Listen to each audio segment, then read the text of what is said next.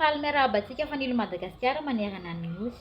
Izaho dia hanambina sananomenjanahary antsoina hoe filohanambinina sy rasoloniana Jafy Jeannette Marselia antsoina hoe filoha Marselia no mandrafitra ny ekipa foibe andritry ny ala amin'izao fotoana izao.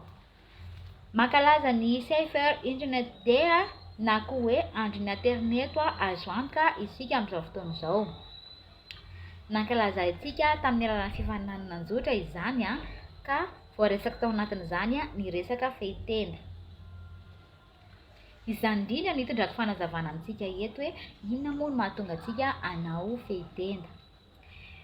Fomba fanabeazana skotisma maneran-tany entina mikolo sy manabe.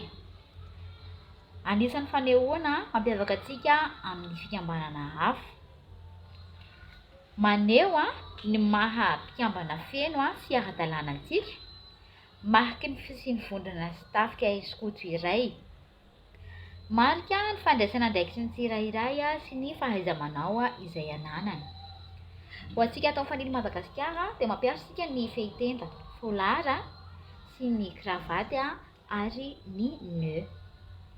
Avy amin'ny tantaran'ny olo-masina sy ny lokony no hisafidianantsika ilay loko roa hanamboarantsika ny fehitenda. Hamasinina izany ary atolotra amin'ny alalan'ny seremonia. Tenue mijijy hatrany no entintsika ampiarahana aminy sy tenue de camp ihany koa.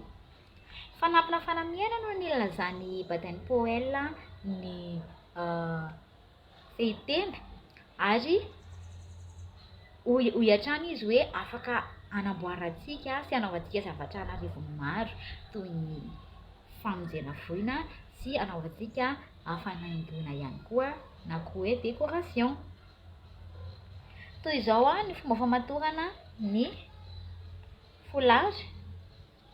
Afaka mampiasa antsika voana izay mety sy afaka hamatorana azy fa iny vola carré iny izao ny endriko ny namatorana azy teo. Afaka mampiasa ihany koa isika ny antsoina hoe bague de foulard. Maro isan-karazany bague de foulard fa afaka mijery isika any amin'ny internet ihany hoe ahoana ny fomba fanamboarana azy satria dia tena maro dia maro tokoa ny fomba fanaovana an'io bague de foulard io. Zao. Ho antsika atao fanilo Madagasikara manokana dia misy dikany lehibe ny antsoina hoe fehitenda. Izy dia mampianatra antsika fehiteny.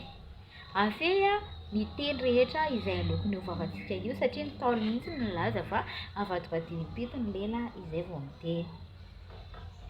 Ofehiny avy dia miara-masina amin'ny vatantsika io fehitenda anaovantsika io ka tsy tokony hisy antony manokana hanesorantsika azy rehefa manao tenue mijijy sy tenue de camp isika.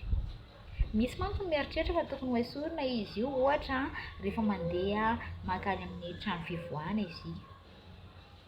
Izao fotsiny mba ho madio lalandava sy ho tsara zaitra izy satria ino no maneho no maha izy azy ny fikambanantsika.